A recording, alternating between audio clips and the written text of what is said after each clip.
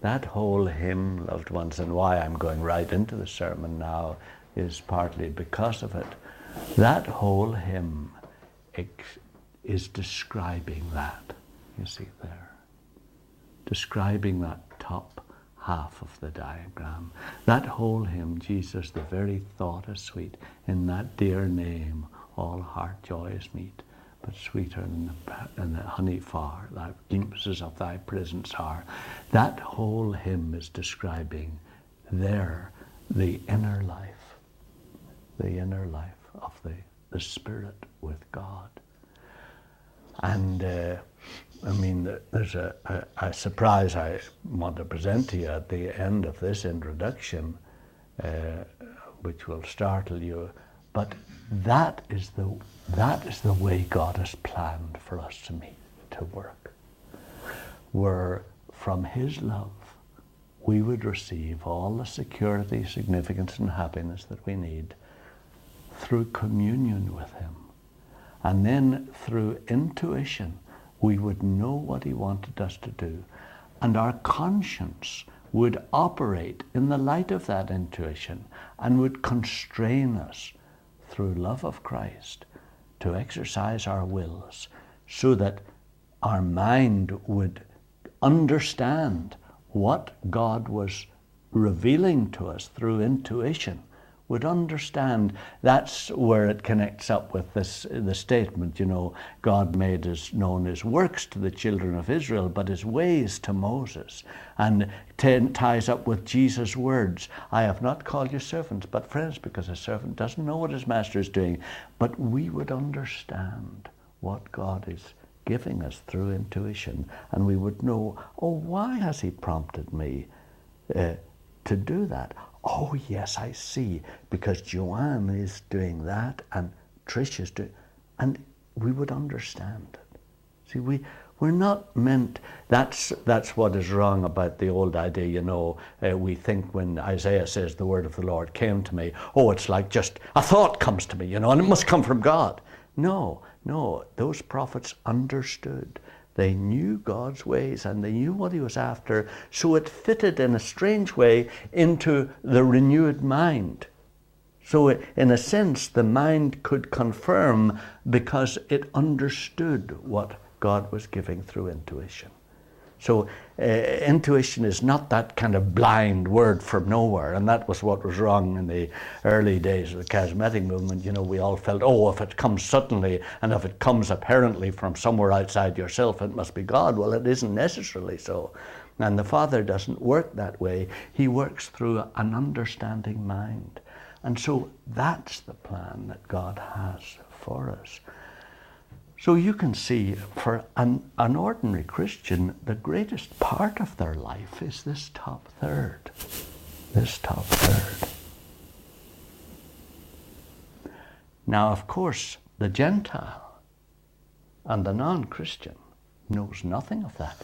That is absolutely dead. That whole life, that whole spirit is dead. And he lives in his soul and his body. If he's an Einstein, he lives very much in his mind, and his mind governs everything. If he's a very emotional person, he lives totally in his emotions, and most, of course, live physically by their body. What do I need to make myself warm and comfortable? What food do I need? That's primarily what people are concerned with. That's walking after the flesh. But this too you can see as part of the flesh, where the soul is working up that way all the time. The mind is preoccupied with playing around with the things so that you'll get the security. The will is concerned with ruling over certain people so that you get a sense of significance. And the emotions are preoccupied with getting the right circumstances so that you feel happy. And so the Gentiles, as the Ephesians says, live that way. And our last Sunday's verse said, don't live like the Gentiles. Don't live like them. And then it goes on, you remember, if you look at the next verse that we're doing today, Ephesians 4:19, elaborates what he said in 18. Says in 18, Well, first of all, 17 gives the full sentence. Now this I affirm and testify in the Lord, that you must no longer live as the Gentiles do in the futility of their minds. They are darkened in their understanding, alienated from the life of God because of the ignorance that is in them due to their hardness of heart. And then today's verse. They have become callous and have given themselves up to licentiousness, greedy to practice every kind of uncleanness. And of course, the commentators are of one mind, it means callous. There is a total want of all emotion on moral subjects. This is an accurate description of the state of a sinner. He has no feeling, no emotion. He often gives an intellectual assent to the truth, but it is without emotion of any kind. The heart is insensible as the hard rock. And another one says, past feeling, senseless, shameless, hopeless with conscience, seared, the ultimate result of a long process of hardening or habit of sin.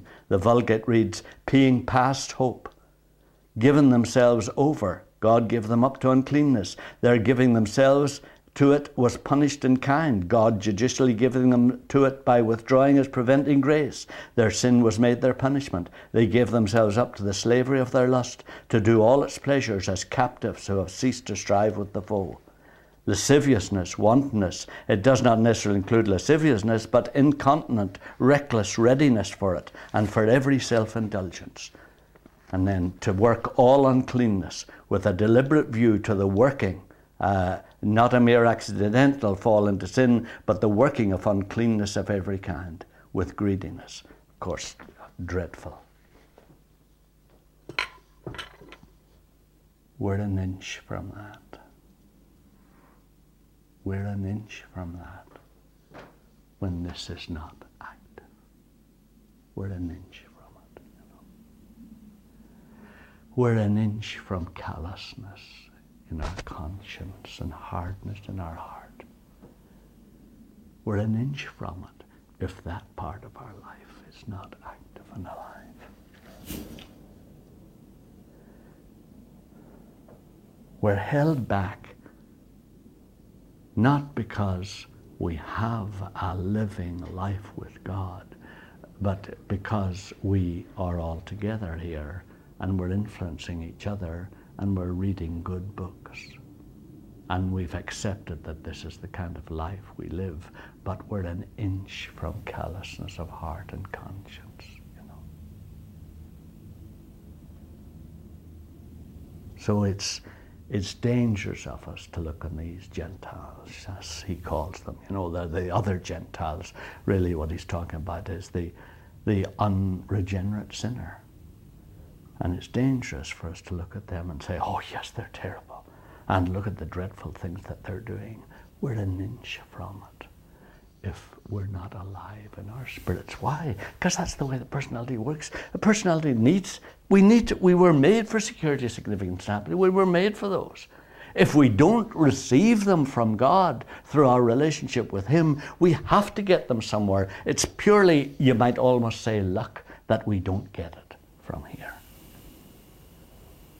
And I just think we need to be very wise and aware of that, And it's very easy to slip into this thing, depending on the circumstances, depending on the next holiday, the next break, depending on the next little happiness that I can plan. Or preoccupation with this. What do the others think of me? And what do my customers think of me? And maybe not sitting around, thinking, now what do they think of me? Do they think a lot of me or not? But your life being governed by them.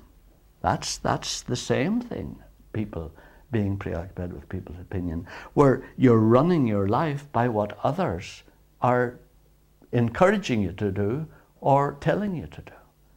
And the same with the things, It's very easy to slip into preoccupation with what was the last little thing that I bought that I really like, or how is my money, or how are my finances. It's very easy even to look at what we all talk about, our retirement plans, and think, oh, good, oh, what a sigh of relief that gives me.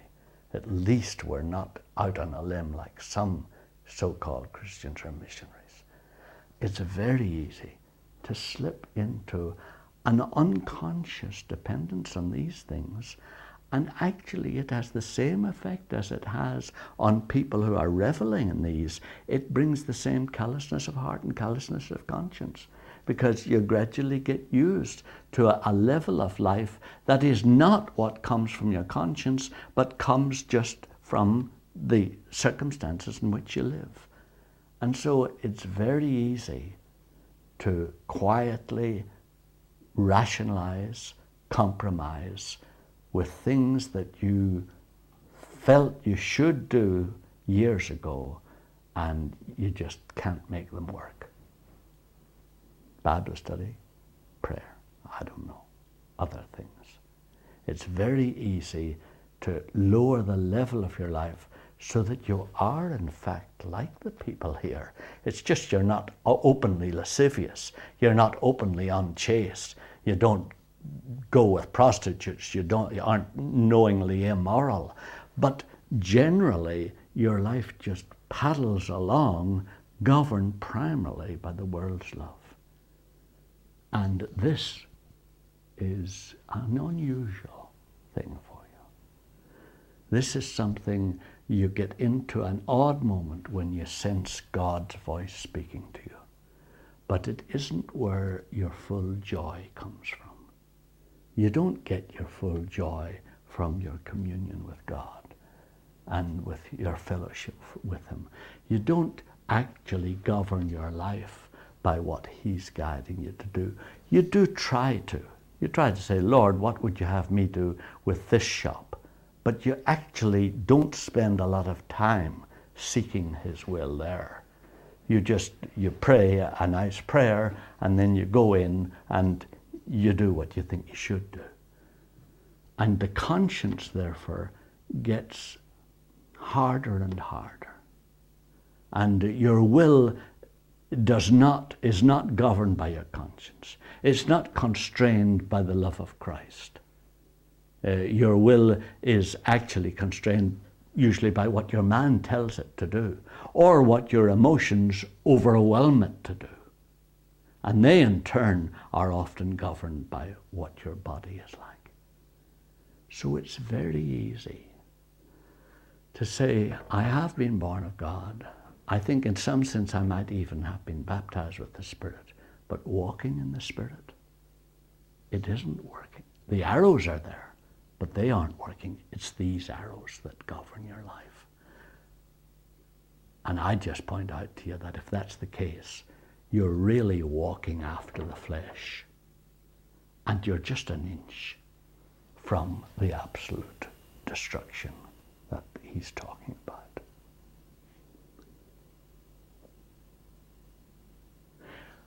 What came home to me a couple of days ago, but then again yesterday, was the story of Queen Victoria's statue, which I believe is in one of the old cemeteries in Chiang Mai. And they had great respect for Queen Victoria. And when the war came, they carefully boxed the statue up and put it away so that it would not be destroyed. And they, in the top of the box, put 2 holes so that Victoria could see out. You know, again, that Asian simplicity, so that Victoria could see out. It came home to me. He is within us. He is within us. Not just is He able to see out, but is He able to do the things that He wants to do. He died to what the crowd round Him thought of Him on Calvary. But is He able to do that in me? Or have I him so boxed up with no holes for his eyes and no freedom to do what he wants? And so, it just goes on. He was able to spend time on the mountaintop seeking his Father's will, so that the next day, whatever the crowds were like, however many sick people came to him, he knew what to do. Is he able to do that in me? Is he able to get up each day and go out and do what his Father has guided him to do? And it helped me somehow to see it the other way around, to see it not so much from my angle, which is the angle I think we tend to always think of. Am I listening to Christ? Am I doing what he wants me to do? But isn't it true that it is not I that live, but Christ that lives within me? And the question is not what I am allowing him to do, but is he permitted to do what he wants to do? Is he able to do the things and say the things and feel the things and live the life that he wants to in me? Have I an inner life? Have I an inner life? Have I an inner life that is truly inhabited by the Savior, that belongs to him, from which he guides my whole life? Or am I still very preoccupied with everything around me? Very preoccupied. If you say to me, well, what do you think's needed? Well, I think all of us are pretty clear about it, that if I spend 4 hours a day with all of you and you spend 4 hours a day with me, we're just human beings. It's very hard for me to be interested in what does Trish think, or what does Rini think, or what does Greg think. It's very hard for you not to be interested in what do I think, what does Joe think. So it seems to me there's some common sense involved here. If we're with each other all the time, and we're talking with each other all the time, and we're not spending anything like that time with him, I think facts are facts. You tend to be like the people you spend your time with. If you're saying to me, well, do you mean, 8 hours a day in prayer and 8 hours a day with it? Well, obviously, well, at least we say in these days, obviously you can't, I suppose the Carthusians wouldn't say that, or the Franciscans. But we say that, and I suppose that's acceptable. But, then notch it down. How far do you reduce that 8 hours? And still have an inner life. And I think that's what came home to me, That there's a softness and an ease and actually a relaxation, and indeed one would have to say a freshness, that fills our lives when we really do have an inner life.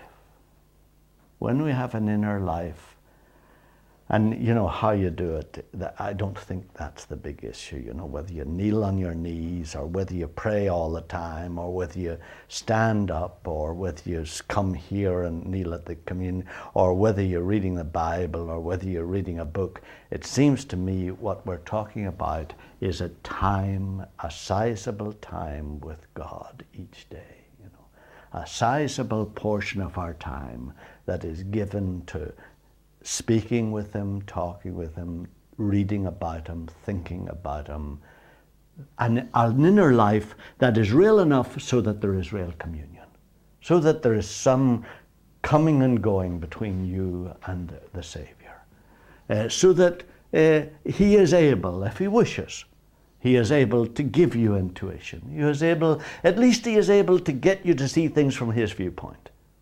And I think probably all of us would say, yes, that you're right. That is when I have felt certainty at times. I felt, yes, this is God's viewpoint. But how often have we felt that? And how many of our days go without us having a real notion about what he thinks about certain things? And then, of course, the conscience being alive, constrained by the love of Christ, constrained by a heartfelt, and that was the other thing I thought, about the little illustration with the ties or with the statue of Queen Victoria. I thought, dear love them.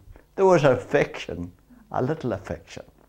I mean, to us childish, very childish, but a sense of affection for Queen Victoria. We must let her see out. We must enable her to see what's going on. Not leave her in the dark. And there is that. Is there a constraint of Jesus' love in our conscience? Do we feel a real love for him? I know all the business about he's the Lord of the universe, you'd better obey him. I know all that stuff. And trust and obey, for there's no other way. But that's not what he wants. He wants us to know that he has borne unbearable things throughout his life because of us and for us. And he loves us that way, with a warm love that is practical. And he's hoping that we love him back, that we'll have some affection for him.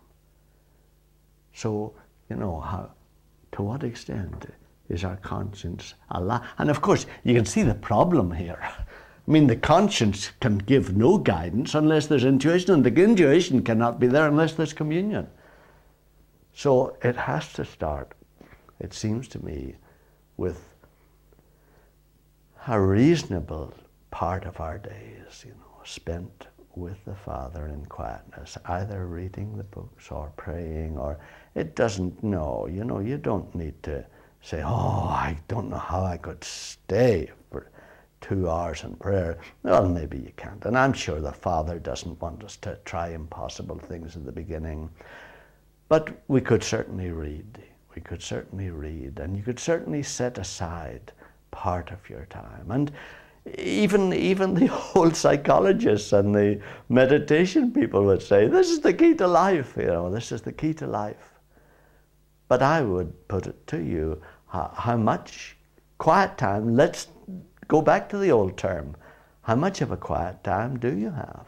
And is it at most a half hour, And if it is, why should we? What keeps us from ending up where, as he says, the other Gentiles are, in all kinds of licentiousness and lasciviousness? So I'd ask you to at least remember Queen Victoria and remember that there is a dear Lord within you who is trying to see out. Let us pray.